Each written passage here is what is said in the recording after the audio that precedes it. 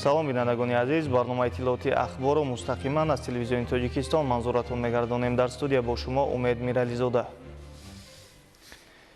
иқтисоди рақамӣ омили муҳими баланд бардоштани самаранокии тиҷорат ва сатҳи зиндагии мардум ба ҳисоб рафта аз намуди иқтисодиёте мебошад, ки дар асоси истифодаи технологияҳои иттилоотию платформаҳои рақамӣ рушд меёбад. ин раванд доираи фарохи соҳаҳои иқтисодиро дар бар мегирад, ки истеҳсоли мол, хизматрасонӣ ё дигар фаъолияти иқтисодиро ба таври рақамӣ амалӣ менамояд. гузориш дар ин хусус. гузариш ба иқтисоди рақамӣ талаботи давр буда, моҳиятан бар нафъи ҷомеа ва пешрафти иқтисодиёти мамлакат, рушди технологияи муосир ва хизматрасонии иттилоотӣ мубаддал гардидааст. Ба таҳлили иқтисодшиносон, нақши иқтисоди рақамӣ дар маҷмӯи маҳсулоти дохилӣ мусбат арзёбӣ мегардад. طبق تحلیل‌های بین‌المللی پورا طریق رقمی پیشنهاد گردیدن تمام خدمت‌رسانی‌های دولتی و عموما رقمی گردانی پورای سوهای اقتصادی ملی حجم مجموع محصولات داخلی می‌تواند با زیاده از 2.5% از حساب حصه اقتصادی رقمی به خود حصه رشد اقتصادی ملی سهم خود را گذاشته باشد. амалӣ гардидани барномаҳо дар самти ҳукумати электронӣ барои васеътар ҷорӣ намудани усулҳои нави коргузорӣ ва ба сатҳи сифатан нав бардоштани масъулияти хизматчиёни давлатӣ заминаи боэътимод мегузорад. дар соли 2025 дар маҷмӯъ аз низоми мазкур зиёда аз 560 мақомоти давлатӣ ва зерсохторҳои онҳо, ташкилотҳо, мақомоти иҷроии ҳокимияти давлатӣ ва сафоратҳо пайваст гардида. ин раванд тибқи тартиби муқаррар гардида дар дигар мақомотҳо идома дод. ҷорӣ намудани иқтисоди рақамӣ соҳаҳои калидии фаъолияти иқтисодии ҷумҳуриро пешбинӣ менамояд, ки рақамикунонии онҳо метавонад таъсири пайдарҳам ба кулли соҳаҳои иқтисодиёти кишвар расонад. дар кишвар таъсиси портали савдои Тоҷикистон зери унвони touchtrade.tg ки ба сода намудани равандҳои транзитӣ, воридотӣ ва содиротӣ мусоидат менамояд. зиёда аз 45 намуди хизматрасониҳои давлатӣ, хизматрасониҳои электронии андозӣ дар сомонаи андоз.tg мавриди амал қарор дорад. ҷиҳати сода намудани равандҳои гумрукӣ дар 4 гузаргоҳҳои гумрукӣ амалӣ намудани платформаи биниши рақамӣ ба сомон расонида шудааст, ки бевосита ба сода намудани равандҳои гумрукӣ саҳми худро доро мебошад. гузариш ба иқтисоди рақамӣ имконият фароҳам меорад, ки зиндагии аҳолии кишвар беҳтар гардад, маҳсулоти хушсифат дар бозори истеъмолӣ зиёд шавад, ҳамзамон аҳолии мамлакат бо хизматрасонии олии рақамӣ пурра фаро гирифта шавад.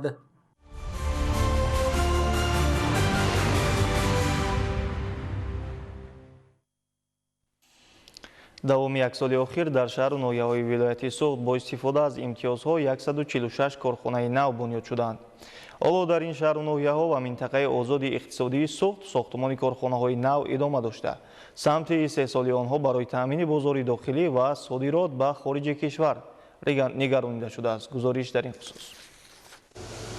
фаъолияти назарраси наздик 1300 корхонаю коргоҳи саноатии шаҳру ноҳияҳои вилояти Суғд бо истеҳсоли 300 наву номгӯи маҳсулот баланд бардоштани иқтидори истеҳсолӣ боис ба он гардид, ки ҳаҷми маҳсулоти саноатӣ дар давоми соли 2025 8.8 миллиард сомонӣ афзоиш ёфта ба 39.1 миллиард сомонӣ расид.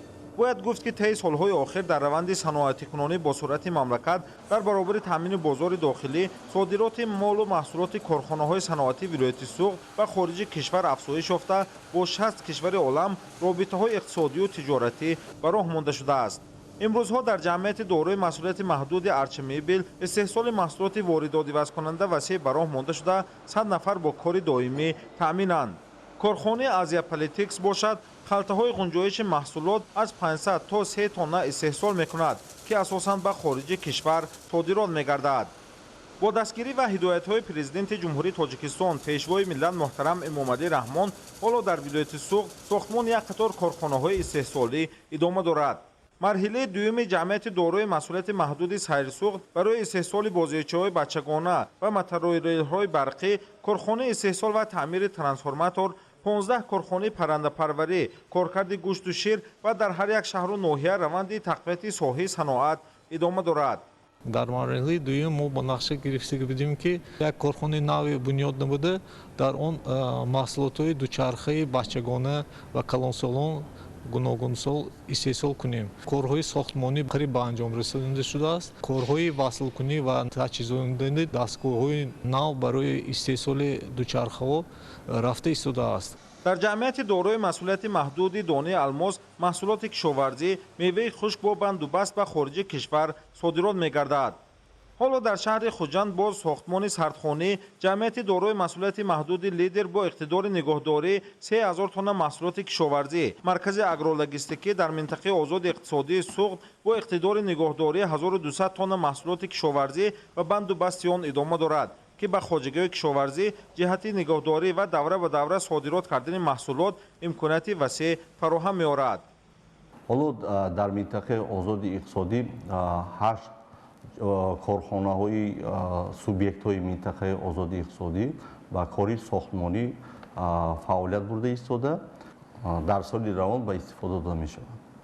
ва маълумоти масъулин ҳаҷми истеҳсоли маҳсулоти саноатӣ дар корхонаҳои ҳудуди вилоят давоми моҳи январи соли 2026 $3.6 миллиард сомониро ташкил дода, нисбат ба ҳамин давраи соли гузашта корхонаҳо $834.5 миллион сомонӣ зиёд маҳсулот истеҳсол карданд. бино ба пешбинӣ масъулин тақвияти кори соҳаи саноат дар оянда бо ба фаъолият оғоз кардани коргоҳу корхонаҳои нави саноатӣ иқтидори истеҳсолӣ ва ҳам содирот боз афзоиш меёбад.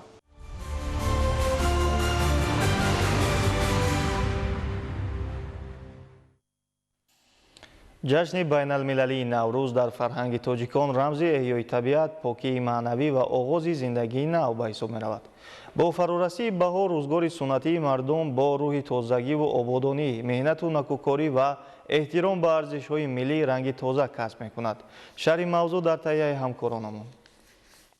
бо фарорасии фасли зебои баҳор ва наздик шудани ҷашни байналмилалии Наврӯз дар рӯзгори суннатии тоҷикон таҳаввулоти хос эҳсос мегардад. ин айём барои мардуми мо на танҳо оғози соли нави аҷдодӣ, балки замони эҳёи табиат, поксозии муҳити зист ва навсозии маънавиву иҷтимоии зиндагӣ ба ҳисоб меравад. рӯзгори суннатии тоҷикон аз қадим ба пояи ҳамзистии осоишта, эҳтиром ба арзишҳои инсонӣ, ҳифзи мероси ниёгон ва риояи урфу анъанаҳои миллӣ бунёд ёфтааст. маҳз дар айёми баҳор ин арзишҳо равшантар таҷассум меёбанд. мардум ба тозакориву сафедкории хонаҳо, ҳавлиҳо ва кӯчаҳо шурӯъ намуда, муҳити зистро аз ҳар гуна ифлосӣ пок месозанд. ин амал на танҳо як кори рӯзгордорӣ, балки рамзи покии қалб, оғози нав ва нияти нек барои соли тоза маҳсуб меёбад. мо тоҷикон фахр аз он бояд кунем ки иди наврӯзии мо дар тамоми ҷаҳон мақоми ҷаҳонӣ гирифтааст ва албатта ин ҳам бошад бо ташаббусу дастгирии пешвои миллат эмомалӣ раҳмон аст. моҳияти ин ид танҳо ахлоқи ҳамидаи инсонӣ, покӣ, тозагӣ, ҳамдигарфаҳмӣ, ҳамгироӣ, якдигарро дастгирӣ кардан, таҳаммулпазир будан, бахшидани гуноҳҳои якдигар ҷой дорад. ободонии ҳар як хонадони тоҷик, тоза нигоҳ доштани дару девори хона ва баъд аз он дар ин ид пухтани хӯрокҳои миллӣ анъанаи наврӯзиро нигоҳ доштани мо аст. яке аз суннатҳои муҳим дар ин давра анҷоми корҳои кишоварзӣ мебошад. бо гарм шудани ҳаво деҳқонон ба шудгор, кишти зироат ва омодасозии замин оғоз мекунанд. баҳор барои марди деҳқон фасли меҳнат, умед ва баракат аст. зеро маҳз заҳмати содиқона дар саҳро пояи фаровонии рӯзгорро таъмин менамояд. ҳамзамон дар доираи оинҳои наврӯзӣ пухтани таомҳои миллӣ, оростани дастурхони идона, дидорбинӣ бо наздикону пайвандон ва анҷоми расму оинҳои неки аҷдодӣ ба роҳ монда мешавад. калонсолон ҷавононро ба эҳтироми суннатҳо, дӯст доштани ватан ва гиромидошти арзишҳои миллӣ ҳидоят мекунанд. бояд гуфт ки тозагиву ободонӣ дар ин айём на танҳо ба муҳити хона маҳдуд мешавад. маъракаҳои ниҳолшинонӣ, ободсозии маҳалҳо ва корҳои дастаҷамъонаи ҷамъиятӣ низ бо шукӯҳу шавомати хоса баргузор мегарданд. ин ҳама аз фарҳанги баланди мардум ва эҳсоси масъулият нисбат ба муҳити зист дарак медиҳад.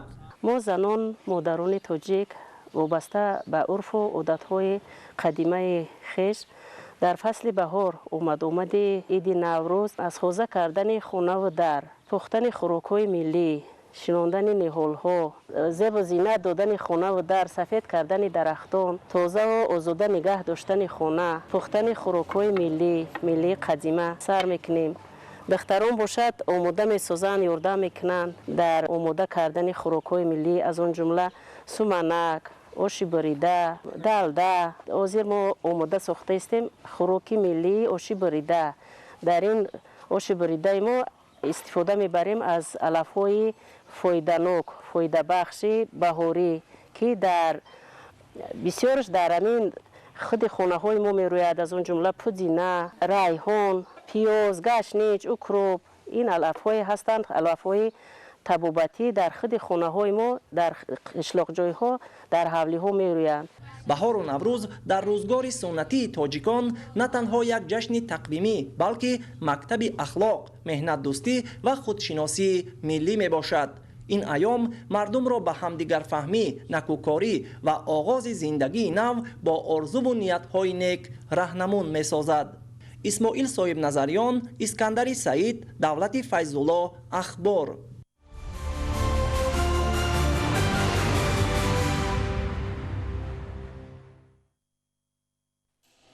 در شهر سرافشان زیاده از 23000 گکتار زمین کره موجود است. از این لحاظ برای با صفت شدگار شدن زمین ها آمادگی تکنیک های کشاورزی مهم به شمار می رود. وابسته به این امروزها کشاورزان همه شکل های خوچگیداری شهر تکنیک های ساحوی را تعمیر کرده به خط تیار گذاشتند. شهری بیشتر در تهیه همکارانمان. با ابتکار مقامات اجرایی حکومت دولتی، بازرسی نظارت دولتی تکنیک‌های کشاورزی، وزارت کشاورزی جمهوری تاجیکستان و شعبه کشاورزی شهری سرافشان سنجش تکنیک‌های مختلف ساحوی روی کار آورده شد. 630 عدد تکنیک‌های مختلف کشاورزی 10 جماعت دهات شهری سرافشان از قبیل تراکتورهای شودگار و مولکننده، تخم پوشک‌ها، کارتوشکشینان، علف‌درو، دارو پوشک‌ها و دیگر نمود تکنیک‌های ساحوی از تعمیر و ترمیم خوش‌صفت برآورده و پیشنهاد اعضای کمیسیه قبول جمهوری گردانیده شدند. اسنای بازدید از حالت آماده باشی تکنیک‌های کشاورزی، هیئت کمیسیه قبول جمهوری به مکانیزاتوران جهت در حالت خوبی تکنیکی قرار دادن تکنیک‌های کشاورزی مصلحت‌های مفید دادند. قید گردید که کشاورزان شهری سرافشان همه ساله با مهنت فداکارانه خود در رشد ساحه کشاورزی سهم نظررس گذاشته پیوسته کوشش می‌کنند که میدان کشت زراعت‌های کشاورزی را از حساب زمین‌های بیکار خوابیده و للمی و آبیاری مزرعه‌های نو زیاد نموده بهره گرفتن حاصل فراوان در ساحه تخمی‌های اعلی صفت و اگروخیمیکات‌های بهترین را استفاده نمایند. جهت سری وقت و در مهلت‌های معین گردیده آماده ساختن تکنیک‌های کشاورزی که به واسطه مددگار مرد دهقان به شمار می‌رود در 64 مرکزهای خدمت‌رسانی تکنیکی با شرایط خوبی فعالیت کاری آماده ساختن مکانیزاتوران میباشد که با قسم‌های احتیاطی و روغن‌های مولدنی در اساس طلبات دسترس کرده شده است. فعلا در شهر و دهات سرافشان 64 عدد مرکزهای معاینه تکنیک‌های کشاورزی فعالیت داشته هنگام دچار شدن تکنیک‌ها به نوسازی خدمت‌رسانی با صفت انجام داده می‌شود. این است که امروزها معرکه شودگارکنی زمین‌های کشت شونده با یاری تکنیک‌های کشاورزی ادامه داشته دهقانان زمین را به کشت اولی بهاری آماده کرده ایستادند. باعث قید است که در این روز به یک چند نفر مکانیزاتوران جهت فعالیت نظررس مهنتی و سهمگذاری در رشد ساحه سپاسنامه و تحفه‌های خاطروی مقامات اجرایی حکومت دولتی شهری سرافشان تقدیم کرده شد. فردوس عمرزاده، آرزو معروفزاده، شهری سرافشان، اخبار.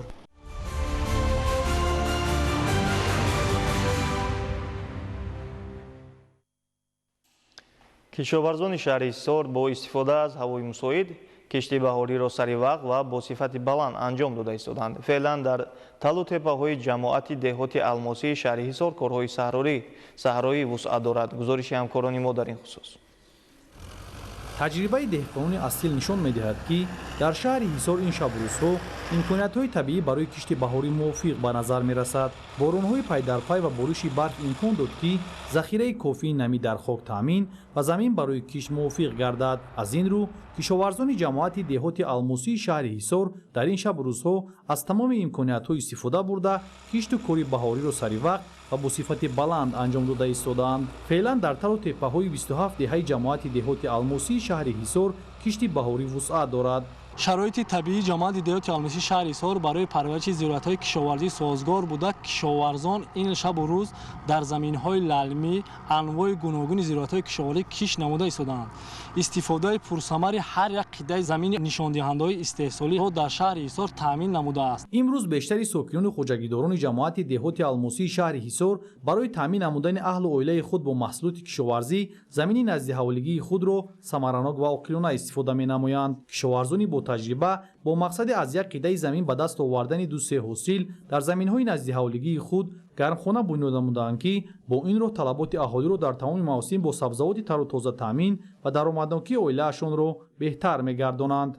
ساکنان جهت عملی نمودن دستور هدایت‌های پرزیدنت جمهوری تاجیکستان محترم امامعلی رحمان اوید به استفاده مقصدناک زمین و هرچی بیشتر استحصال کردن محصولات کشاورزی در زمین‌های نزد حوالگی خود گرمخانه‌های خرد و کلان بنیاد نمودند که برای تامین بازار داخلی و خارجی نقش مهم می‌گذارند.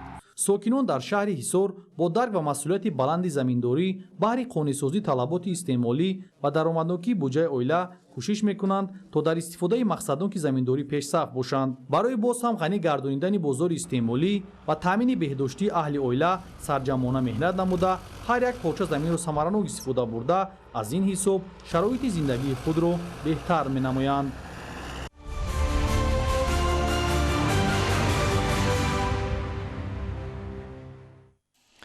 дар шаҳри турсунзода барои беҳсозии инфраструктури соҳаи кишоварзӣ корҳои таъмиру навсозии пойгоҳҳои обкашӣ идома доранд.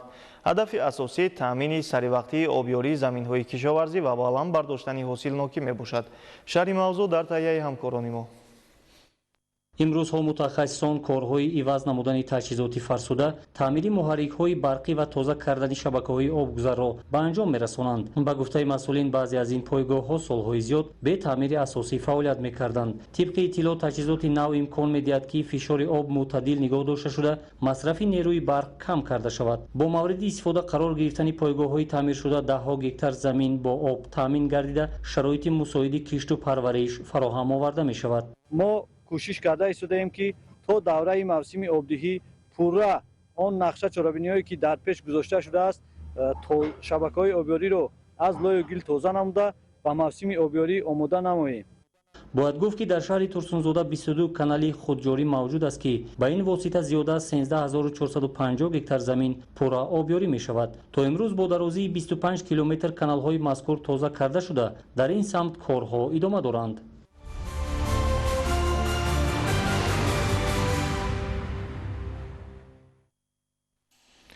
нуриҳои органикӣ ва маъданӣ барои рушд ва инкишофи растанӣ муҳим буда яке аз омилҳои асосии гирифтани ҳосили дилхоҳ аст. нурӣ ҳам ба ғалазор ва ҳам ба боғу токзор манфиатовар буда дар ин давра ворид намудани онҳо муҳим мебошад. ҳикматулло назарзода шарҳи бештар медиҳад. кишти тирамоҳӣ ҳосилнокии зироати ғалладонагиро бештар мегардонад. ҳосили бештар дар он сурат таъмин мегардад ки агар меъёри пешбинишудаи нурӣ ба замин ворид карда шавад. агар ворид кардани нуриҳои маъданӣ пеш аз кишт то як андоза ҳосилнокии зироатро бештар намояд, дар давраҳои гуногуни нашв ин талабот бештар мешавад. ҳоло дар бисёре аз ғалазори шаҳру ноҳияҳои мамлакат гандум дар давраи панҷазанӣ қарор дошта, дар ин ҳолат ба ғизои иловагӣ эҳтиёҷ дорад. кишти зироатҳои ғалладонагиҳо ки асон дар фасли тирамоҳ кишт карда мешавад ва имрӯзҳо ба майсаронӣ гузашта истодааст ки дар навбати аввал бояд ки деҳқонон тамоми майдонҳои ғалазорро бо ғизо таъмин намоянд. ғизо барои афзоиши зироатҳои кишоварзӣ манфиат дорад, инчунин барои мустаҳкам намудани пойдории зироатҳо, яъне ки ба касалӣ ва зараррасонӣ тобории онҳоро зиёд мекунад. олимон маслиҳат медиҳанд ки қабл аз ғизодиҳӣ бояд бар зидди алафҳои бегонаи ғалазор мубориза бурда шавад, зеро ғизо на ба зироат балки бештар ба алафҳои бегона дастрас мегардад. мо бояд алафҳои бегонаро нест нобуд намоем, барои он ки алафҳои бегона қодиранд он ғизое ки мо медиҳем онҳо ҷабида мегиранд ва дар ин ҳолат зироати асосии мо ки ғизоро ба худ кам мегирад. то бедор шудани дарахтон, гузарондани чорабиниҳои агротехникӣ, шаклдарорию коркард бар зидди барангезандаҳои зараррассону касалиҳо ва ғизодиҳӣ муҳим мебошад. дар баробари риояи дигар чорабиниҳо меъёри истифодаи нуриҳои маъданӣ аз омилҳои асосии гирифтани ҳосили дилхоҳ аст. истифодаи агрокимиёҳо ё яъне маълҳои химиявӣ бар зидди касалӣ ва зараррассонҳо ва пешгирӣ аз он ин сафед кардани дарахтон мебошад ки то ҷое ки навдаҳои ҳосил дар дарахт ҳаст бояд ки маҳлули оҳакро бо купороси мист яъне ки дар 10 килограмм 1 килограмм оҳакро маҳлул тайёр карда дарахтонро тоза карда мисол ба манфиат мебошад. олимони маркази илмии технологияи инноватсионӣ ва механикунонии кишоварзии академияи илмҳои кишоварзии тоҷикистон солҳои охир тадқиқотҳоро дар самтҳои афзалатноки парвариш ва нигоҳбини дарахтони мевадиҳанда ба роҳ монда барои беҳтар намудани ҳолати мелиоративии хок ва ғизодиҳии зерихокӣ тавассути мошиналотҳои кишоварзӣ ба дастовардҳои назаррас ноил гардиданд. чизел культиватори ғизодиҳанда бартариаш дар он мебошад ки меҳнати дастиро кам намуда ғизодиҳии зери дарахтонро тавассути асбоби кушкунандаи дақиқ ба меъёри додашуда тиққи талаботҳои агротехникӣ ба самон мерасонанд. айни замон мо дида истодаем ки дар чуқури то 30 сантиметр ғизои мазкур ба зери решаи дарахтон ворид гардида бинобар сабаби ки боғи ҷавон мебошад мо дар чуқури то 25-30 сантиметр тавсия медиҳем барои боғҳои ангурбоғҳое ки солҳои пеш бунёд шудаанд дар чуқури то 50 сантиметр мошиноти мо кор карда метавонад. риоя намудани меъёри истифодабарии нуриҳои минералӣ аз омилҳои фаровонҳосилӣ буда дар сурати дуруст ба роҳ мондани он ҳосили зироати кишоварзӣ ва боғу тогзор афзоиш меёбад.